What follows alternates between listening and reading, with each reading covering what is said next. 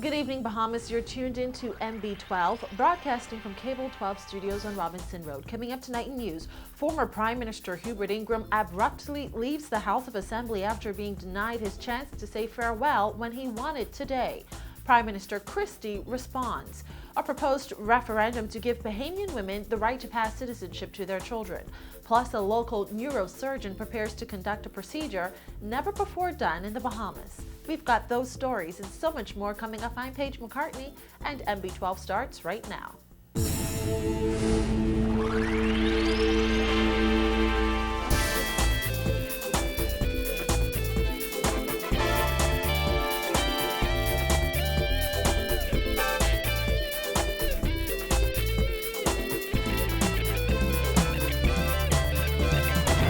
Welcome once again to MB12. Former Prime Minister Hubert Ingram was expected to make his farewell contribution in the House of Assembly, but as you probably already heard, that never happened. 20 minutes after the morning session began, the outgoing North Abaco Member of Parliament walked out, followed by scores of FNM supporters.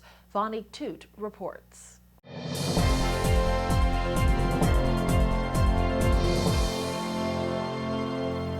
National Movement supporters packed the visitors' gallery of the House of Assembly this morning to hear former Prime Minister Hubert Ingram make his farewell contribution.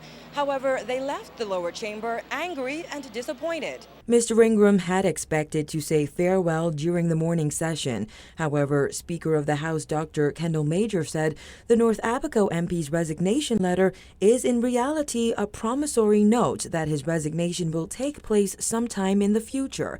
Therefore, he did not view Mr. Ingram's contribution as a priority. Referencing former Montague MP Sir Orville Turnquest's resignation from the House in 1999, Major said Mr. Ingram would be allowed to speak during item J on the agenda, which is motions for leave of absence, leave to resign seat, and new writs. That's when Mr. Ingram walked out of the lower chamber. The Speaker agreed that I would be allowed to speak at the point of the agenda that says resignation of members of the House, which is the order of business, first order of business in the House. The Speaker this morning changed his mind because he says that my resignation does not become effective till the 31st of August, and therefore I have not yet resigned. That's a bogus decision by the Speaker. But that's a PLP decision. I've issued to the press a copy of my statement.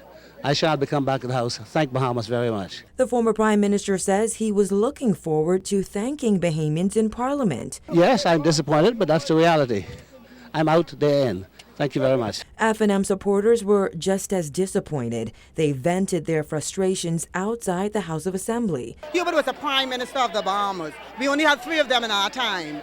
When Sir Lyndon Penland stepped down and resigned, he had a chance to speak. So Hubert Alexander, as the Prime Minister of the Bahamas, should have his time. This is a new low, and the PLP have made history now at a very low point in Bahamas, and we should be healing. We should be at a point of healing.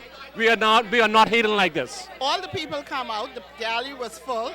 All of the people came out to hear the goodbye of the Prime Minister, and it is very disappointing. Some PLP supporters argued that it was only fitting that Mr. Ingram did not make a farewell speech, considering retiring members of Parliament like Cynthia Pratt were denied the opportunity when the House was abruptly adjourned back in March. I guess maybe the government is saying, okay, that's the way a former Deputy Prime Minister, that's what happened when the former Deputy Prime Minister wanted to speak, so they will do the same thing to a former 3-term Prime Minister. I don't know whether that equates. Chief Parliamentary Clerk Maurice Tynes insisted that the Speaker was just following House rules. FNM leader Dr. Hubert Minnis says that might be the case, but 8 cabinet ministers made communications, which means Mr. Ingram would have waited all day to speak. Right now proceeding along the usual order of business of the House. It just happens that this morning they have a lot of statements by ministers. So that's why we are bogged down at one item. You made a promise. The agenda item would not happen before 1 o'clock today. I can assure you that. There are a lot of communication they're going on with. They would complete these communications. I can assure you what they would do is probably try to bring us back this evening. If the former Prime Minister agreed, they can have us here 7, 8 o'clock p.m. tonight. MB12 obtained a copy of Mr. Ingram's written speech. In it, he listed the FNM's accomplishments during his 3 non-consecutive terms as Prime Minister. He also took full responsibility for the FNM's loss in the May 7th general election and noted that he regretted the fact that some people found his passion and sometimes impatience difficult to comprehend. I want to say thank you very much to the people of North Abaco. Thank you very much to the people of the Bahamas. People of North Abaco elected me 8 times, twice as a PLP, once as an independent, and 5 times as an FNM. The people of the Bahamas elected me Prime Minister on 3 separate occasions. I thoroughly enjoyed myself in office. I did the best I could for as long as I could. And now that my time has come to go, I'm happy to go, and I thank the Bahamas very much. FNM supporters say, regardless of what happened here today, Hubert Ingram will always be remembered as one of those great Bahamians. Reporting for NB12, I'm Vonik Toot. Well, Prime Minister Perry Christie today reacting to the former Prime Minister's abrupt departure. Charisma Robinson has that angle. Prime Minister Christie says he supports Speaker of the House Dr. Kendall Major's ruling and indicated regret that the former Prime Minister left Parliament in the manner he did.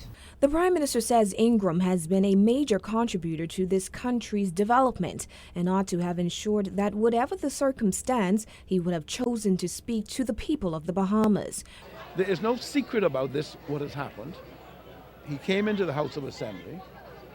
It seems there was some kind of understanding between himself and the Speaker arrived at by themselves. And I can tell you with absolute and total assurance that the Speaker did not speak with me, nor did I speak with him about this matter. And when I heard the Speaker's indication as to the order of business today, Christie also spoke about the present state of his relationship with Ingram. The Prime Minister and Ingram entered politics together 35 years ago. But since then, Christie says Ingram has taken some unfriendly actions towards him. He says, though, that there is no bad blood. But you know, this is politics. We're big boys. We are conditioned to weather developments of that kind. Whereas he and Sir Lyndon spoke and met. This Prime Minister and I have not spoken since a debate, the last debate in the House of Assembly before the general elections. I beg your pardon? No, I'm saying we have not spoken. Has he made any attempt to reach out to you, sir? I don't know. I mean, a public record would reflect. He said he did. I said I don't know. Christie says whenever the opportunity presents itself upon Ingram's resignation, he will speak publicly to the former Prime Minister's contribution to the country. Until such time, it hasn't happened. We're going into a by-election.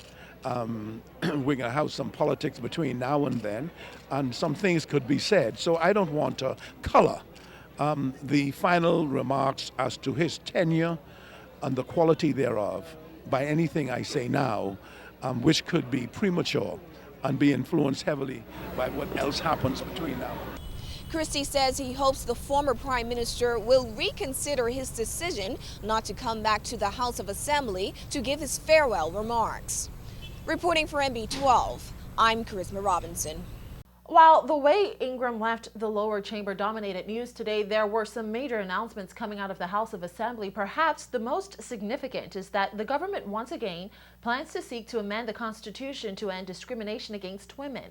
Candia Dames reports. In 2002, the Ingram administration failed in its bid to convince the electorate to approve certain changes to the Constitution that would have eliminated discriminatory clauses against women. Now, some 10 years later, the 50th anniversary of the women's suffrage movement, the Christie administration plans to bring a referendum of its own to put this question to the Bahamian people once again. Under the Constitution, a Bahamian woman married to a foreign man cannot automatically pass on citizenship to her children, whereas a Bahamian man married to a foreign woman can.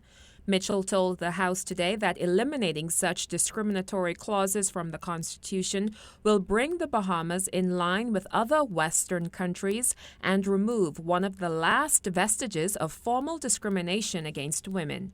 It's starkly evident that women by far the people who run so many of the institutions, but outnumber men by more than 18,000 in the electorate the last time.